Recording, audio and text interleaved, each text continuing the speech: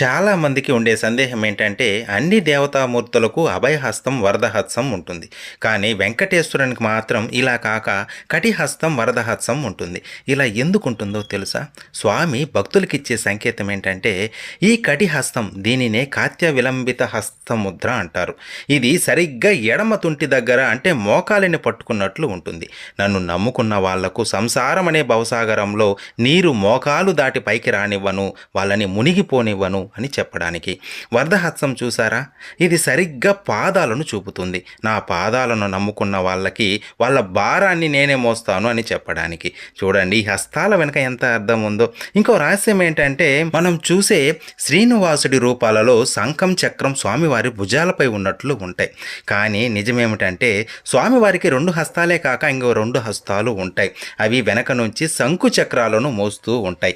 అవసరమైనప్పుడు ఆయుధాలను ధరించి భక్తులను